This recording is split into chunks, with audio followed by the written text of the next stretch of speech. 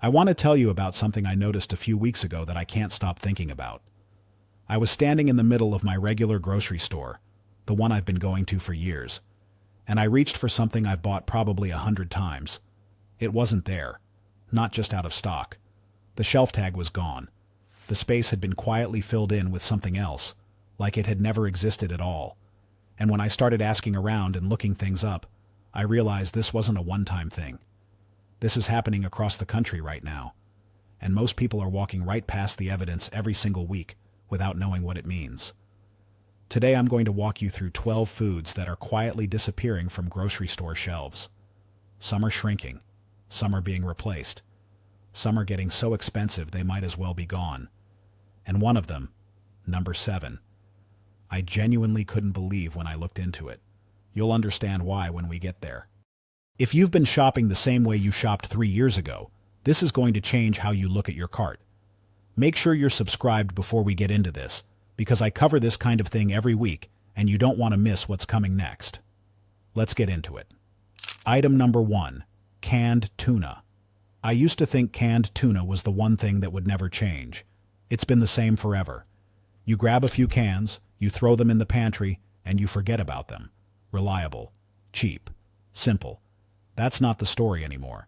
Canned tuna prices have been climbing steadily for the past 2 years, and the portion sizes have been shrinking at the same time. What used to be a 5-ounce can at most major retailers is now commonly packaged at 4 or even 3.5 ounces, for the same price or more. The industry calls this shrinkflation. Most shoppers call it not noticing until they're halfway through a recipe. The bigger issue is what's happening upstream. Global tuna fishing quotas have tightened in several major fishing zones, and fuel costs for commercial fishing vessels have pushed operating expenses higher than they've been in decades. Several packing facilities overseas have also been consolidating, which reduces competition and keeps prices elevated.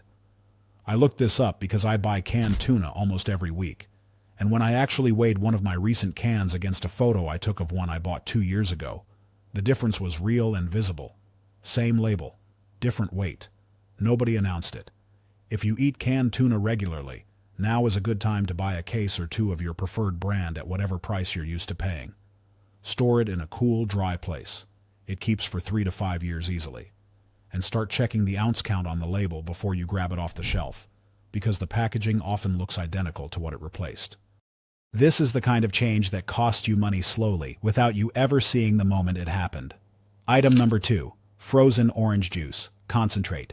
This one might seem small, but if you've bought frozen orange juice concentrate in the last year, you may have already felt it. Florida's orange crop has been devastated by a combination of citrus greening disease and back-to-back hurricane seasons. This isn't new. It's been building for years, but the cumulative effect has now hit a critical point. Florida's orange harvest in recent seasons has been the lowest it's been in nearly a century. That's not an exaggeration. That's what the agricultural data shows. The result is that several major brands have quietly reduced their frozen concentrate offerings at grocery chains, including Walmart, Kroger, and regional supermarkets. Some stores have replaced the traditional 12-ounce cans with smaller sizes at higher prices.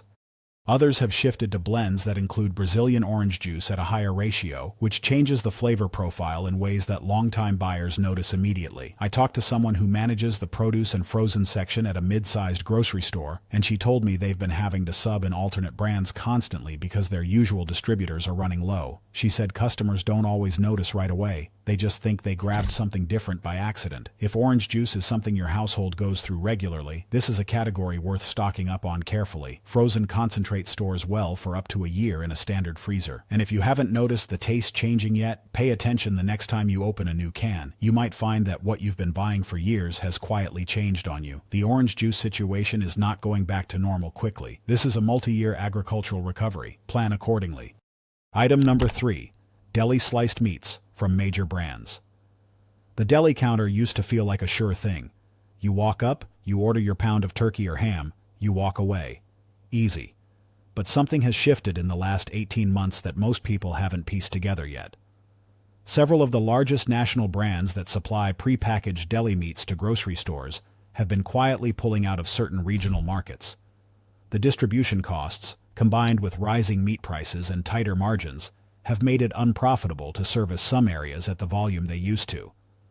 What you're seeing on shelves is a gradual reduction in variety and availability, not a dramatic disappearance, but a slow narrowing. At the same time, bird flu outbreaks have continued to affect turkey production specifically. Turkey is the backbone of the deli counter for a lot of households, and the supply has been tighter than the public conversation suggests. Some processors have shifted their turkey from deli-grade product into packaged whole bird sales because that's where the margin has been better. When I checked 3 of my local stores over a 2-week period, I noticed the same brands were regularly out of specific SKUs, the same flavors, gone on a repeating basis. That's not a restocking issue. That's a supply issue presenting itself as a restocking issue. For practical purposes, if you have a vacuum sealer, buying deli meat in bulk when you find a good price and freezing it in portion-sized packs is a smart move right now. Properly sealed deli meat can last 2 to 3 months frozen without significant quality loss. And if you rely on a specific brand or cut, consider buying 2 or 3 packages instead of 1 the next time you see it well stocked. The deli counter is one of those places where the change happens quietly, and then suddenly you realize your options have shrunk. Get ahead of it while you can. Item number 4. Store brand cooking oils. This one surprised me more than almost anything else on this list. Not the name brands, the store brands. The budget option. The thing people reach for when they're trying to save money. That's the one getting harder to find consistently. Vegetable oil, canola oil, and soybean oil have all experienced significant price pressure over the past few years due to global supply chain disruptions, crop yield variability, and increased demand from both the food sector and the biofuel industry. But the story that doesn't get told is what this does to store-brand private label products specifically. When input costs rise, major grocery chains that produce their own store-brand oils have to make a choice: raise the price, reduce the size, or reduce availability. Many have chosen a combination of all 3. Walmart's Great Value line, Kroger's Simple Truth, and similar private label offerings have seen inconsistent shelf availability, not because people are hoarding them, but because the procurement and production pipeline for these cheaper options has gotten thinner. I noticed this myself when I went to grab a large jug of store-brand canola oil and found the shelf almost empty, not just at one store, but at 2 different locations in my area. When I asked a stock associate, he said they'd been waiting on a shipment for longer than usual. That's not a one-store fluke. The practical move here is simple. When you see store-brand cooking oil in stock, buy more than one. A sealed bottle of cooking oil stores for 12 to 18 months at room temperature without quality loss. This is one of the easiest pantry items to stock up on, and it's one of the ones where the savings from buying at today's price versus 6 months from now can be genuinely meaningful. Don't let yourself get caught paying name-brand prices because the budget option ran out. That's exactly what these supply pressures lead to. Item number 5. Whole bean coffee from mid-range brands. Coffee drinkers already know prices have gone up, but what they may not realize is that the category is quietly getting thinner at the mid-range. Not the cheap stuff, not the premium specialty stuff, the middle.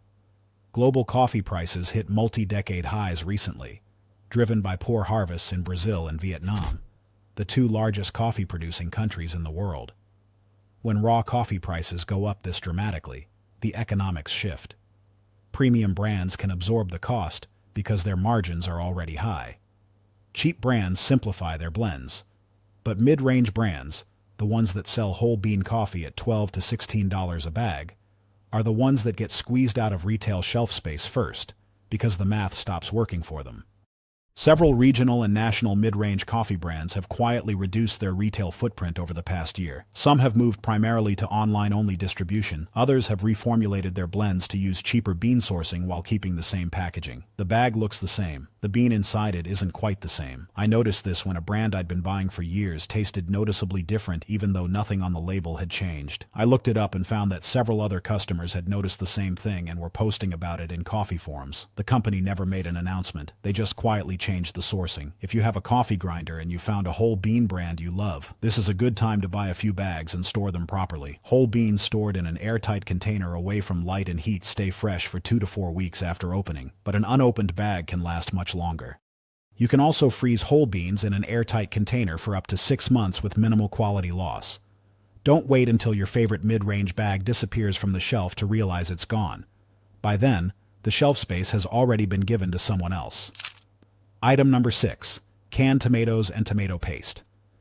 Canned tomatoes feel so fundamental that it's hard to imagine them becoming a problem.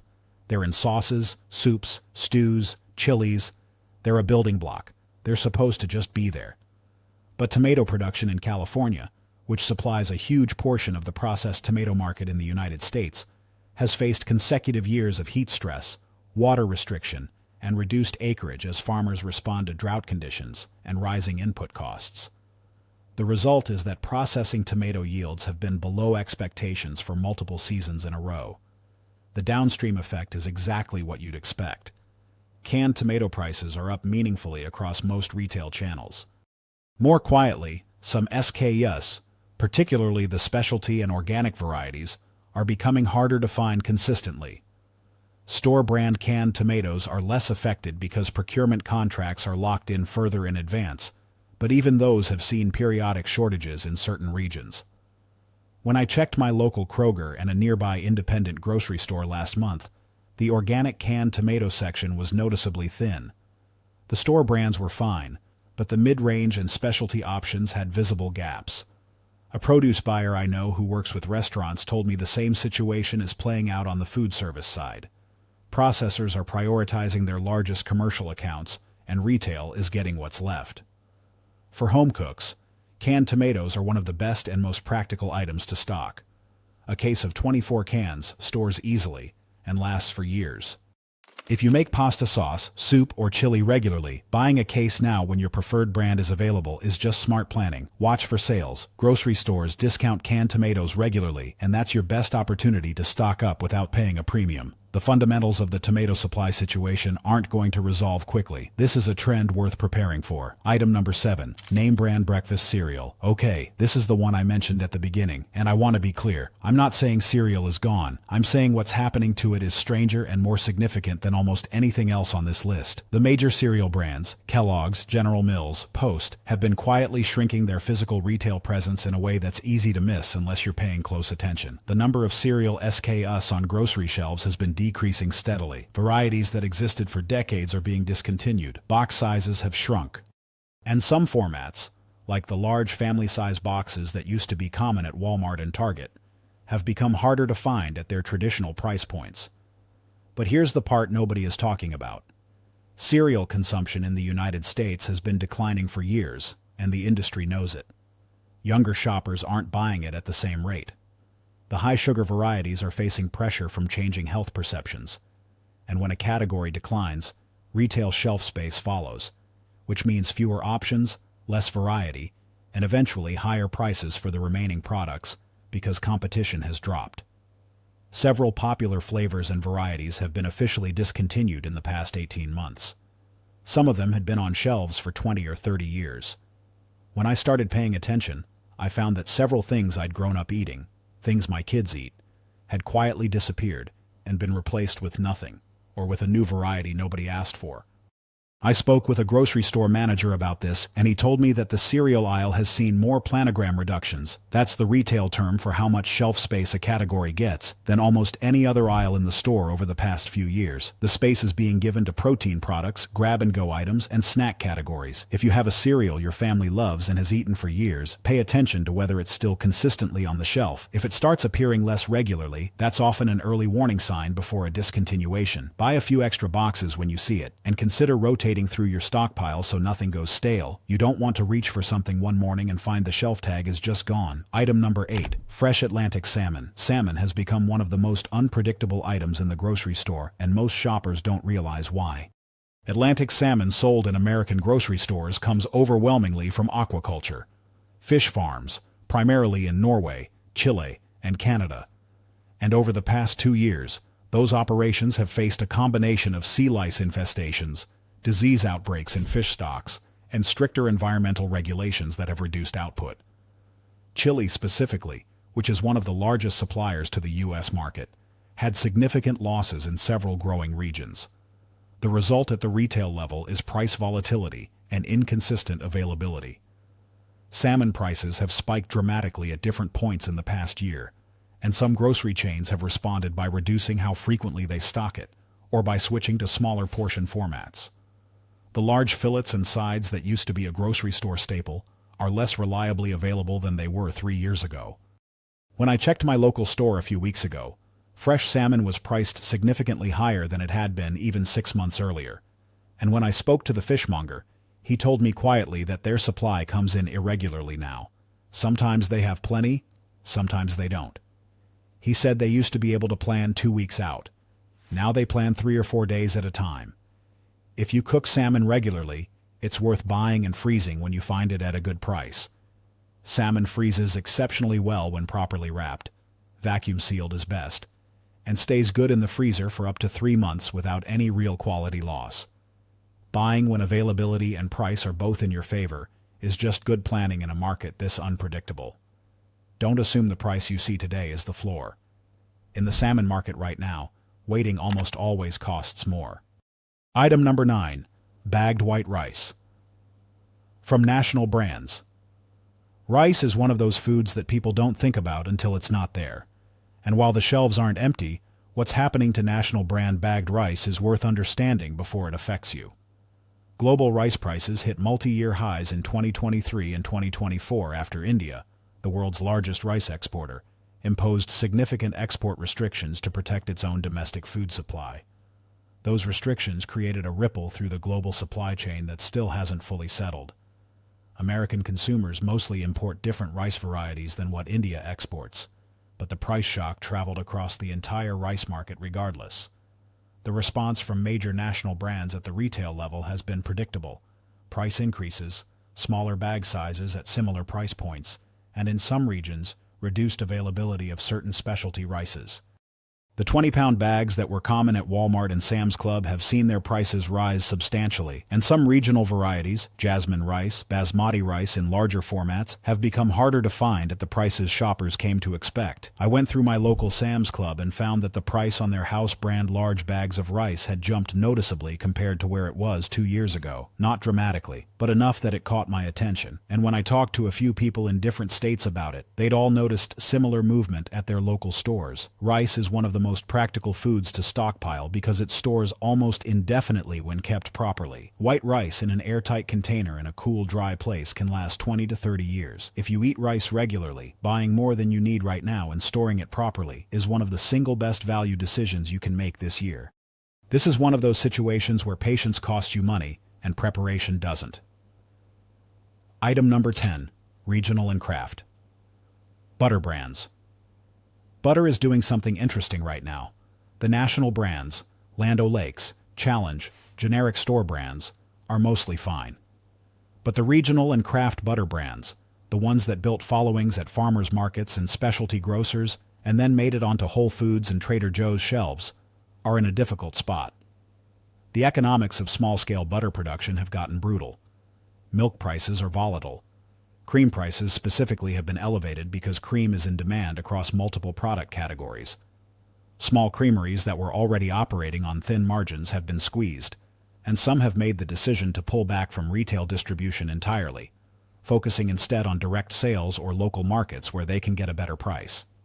The result is that the craft butter section in stores that carry it, Whole Foods, specialty grocers, some regional chains, has gotten noticeably thinner. Brands that had good shelf presence 2 years ago are either gone or down to a fraction of their SKUs. In some cases, the product exists, but distribution is inconsistent enough that the store simply stopped stocking it. I noticed this when I went to buy a brand of cultured butter that I'd been buying for about 2 years. It wasn't there. I asked and was told they hadn't been able to get consistent shipments. I looked the brand up online and found they'd quietly switched to online-only sales for most markets. If you found a butter you love, especially a smaller regional or European-style cultured brand, butter freezes extremely well for up to 4 months without any flavor loss. Buy a few extra pounds and keep them in the freezer.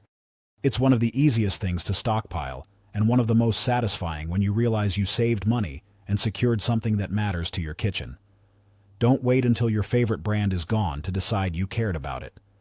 Item number 11. Name brand canned soups Campbell's. Progresso. These are names that have been on American grocery shelves for generations, and they're not disappearing. But what's happening inside those brands is something that matters to anyone who buys them regularly. Both major canned soup brands have implemented significant reformulations and SKU reductions in the past 2 years. Flavors that had been in the lineup for decades have been quietly discontinued. In some cases, the can sizes have changed, and in others, the sodium content, ingredient sourcing, or recipe formulation has changed in ways that longtime buyers have noticed and complained about online, without any official announcement from the company. Beyond the product changes, the distribution reality is that grocery stores are allocating less shelf space to canned soup overall. The category has been in slow decline as shoppers shift toward refrigerated soups, meal kits, and prepared foods. When a category is in decline, brands consolidate their offerings, keeping the top sellers and quietly letting the rest fade. I used to buy a specific variety of Progresso soup that my family had been eating for years. About 8 months ago, I noticed it wasn't on the shelf. I checked 3 different stores. Gone. When I looked online, I found that it had been discontinued. No announcement, just a gradual disappearance. I found out about it from a comment thread of other people who were equally confused. If you have a canned soup you rely on for quick meals, lunches, or emergency food supply, check whether it's still being produced. The brand websites sometimes list discontinued products. And if it's still available, consider buying a few cases while you can find it. Canned soup has a shelf life of 2 to 3 years minimum and stores easily in almost any space. The soup aisle is getting smaller. The options that matter to you personally are worth protecting now. Item number 12. Dried beans and lentils in standard retail packaging. I'm ending with this one because it's the most underrated trend on this entire list, and it's the one that I think has the most practical importance for your household budget. Dried beans and lentils are one of the last genuinely cheap, nutritious, long shelf life foods available in American grocery stores. And the retail version, the 1-pound bags of black beans, pinto beans, lentils, and chickpeas that sit in the dry goods aisle, is quietly becoming harder to find at the prices we've been used to. Part of this is simple inflation. Input costs for agriculture, packaging, and distribution have all risen. But part of it is something more structural. Grocery chains are reducing shelf space for dried beans in favor of canned beans, which carry a higher margin and turn faster. The dried bean section in many stores has gotten noticeably smaller over the past few years. Some varieties, smaller regional legumes, certain heirloom beans, are being dropped entirely from standard retail distribution and moving to specialty or online-only channels. I noticed this when I went looking for dried green lentils at my regular store and found only one brand, where there used to be 3. When I checked the price per ounce compared to 2 years ago, it was meaningfully higher. Not dramatically, but the trend was clear. I've since started buying dried beans at warehouse stores and through a couple of online sources that offer better prices, but I want to flag this for people who haven't thought about it yet. Dried beans and lentils are one of the smartest foods to stock. They last 5 to 10 years in an airtight container. They're extraordinarily nutritious. They're cheap even at today's prices compared to almost everything else in the store. And as retail availability and variety continue to narrow, having a solid supply of your preferred varieties at home gives you flexibility that most people won't have. If you've never thought about buying 20 or 30 pounds of dried beans and storing them, now is a great time to start. It's not extreme. It's just smart. Let me pull back for a second and tell you what I think is actually happening here, because these 12 items are not unrelated. What we're seeing is a combination of things happening at the same time. Supply chains that were already stressed by years of disruption are still operating with less buffer than they did before. Climate pressures, drought, crop disease, extreme weather, are reducing output in key agricultural regions. And grocery retailers, responding to tighter margins and changing consumer behavior, are reducing variety and shelf space across multiple categories simultaneously. The result is a grocery store that looks mostly the same from the outside, but is quietly narrower, more expensive, and less reliable than it was 3 years ago. Most people will notice eventually, but by the time it feels obvious, the best options for managing it will have passed. The people who are ahead of this aren't the ones who panic. They're the ones who pay attention and take small, consistent actions before they're forced to. They buy 1 or 2 extra units of the things they use when those things are available and well priced. They store things properly so nothing goes to waste. They notice the trends before the trends become problems. That's what I want for you watching this. Not anxiety. Not a bunker full of food. Just awareness and a little bit of forward planning that protects your budget and your families. Options. The grocery store is changing. The people who know that and act on it are going to be in a much better position than the people who figure it out after the fact. If any of these 12 items are things you buy regularly, I hope this gave you something concrete to act on. You don't need to change everything overnight, but if you pick 2 or 3 items from this list and make a small adjustment, buy an extra can, buy a case, freeze what you find on sale, that's a real improvement in your household's resilience. And if you want to keep getting this kind of information before it becomes mainstream news, make sure you subscribe. I do this research every week so you don't have to. Hit the like button if this was useful. It genuinely helps more people find this content. And leave a comment telling me which item surprised you the most. I read every single one. I'll see you in the next one. Stay informed, stay ahead, and take care of your people.